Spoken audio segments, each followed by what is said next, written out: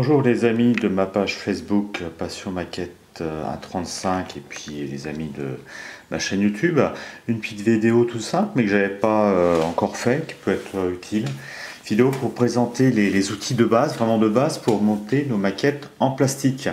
Alors d'abord il faut un coin qu'on peut s'aménager en plan de travail assez lumineux. Parce qu'il faut de la lumière pour monter nos maquettes et puis éviter de trop faire souffrir nos yeux. Donc là je suis pas loin d'une fenêtre, même j'ai une fenêtre sur ma droite et puis une porte-fenêtre derrière moi. Ensuite le plan de travail. Alors le plan de travail, j'utilise une petite planche de contreplaqué là, que je pose sur la table. Bon, parce qu'éventuellement ça me fait un truc dur pour éviter d'abîmer vraiment la table pour le travail. Et puis une planche à découper là. Un truc qu'on trouve dans tout ce qui est papeterie, donc c'est pas mal, ça permet de découper au cutter sans trancher le plan de base. Ensuite, donc on a parlé de trancher des cutters, donc les cutters ou couteaux de maquettiste porte-lames, voilà, qu'on trouve un peu partout, ça notamment dans des solderies. Là par exemple deux modèles, on va dire que je vais utiliser deux modèles, un peut-être avec la lame plus épaisse vraiment pour trancher du gros, et puis une un peu plus fine pour faire des découpages plus fins.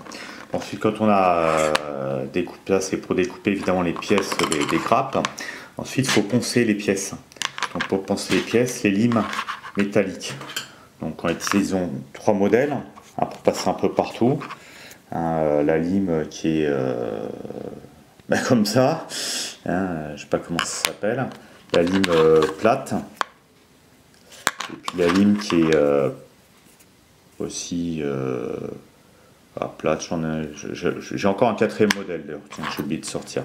Bon, enfin avec 3-4 modèles de lime, là on est bon, on peut vraiment bien préparer nos pièces avant le collage. Pour le collage, par exemple, deux types de colle disponibles. La colle Tamiya que j'aime bien parce que la colle Tamiya, là je ne vais pas pouvoir l'ouvrir d'une main, mais il y a un pinceau en fait, un pinceau qui est inclus, qui est dans le bouchon, donc ça permet de déposer la colle de façon assez facile. Sinon il y a aussi ce type de colle par exemple avec une aiguille doseuse ou verseuse. Différents modèles de colle. Et puis oui, j'oubliais aussi très important, la pince à épiler métallique pour saisir les petites pièces et les maintenir en place. Voilà, je crois qu'on a l'outillage de base et puis avec ça c'est parti pour des heures, des dizaines d'heures, des centaines d'heures, en fait des années de maquettisme.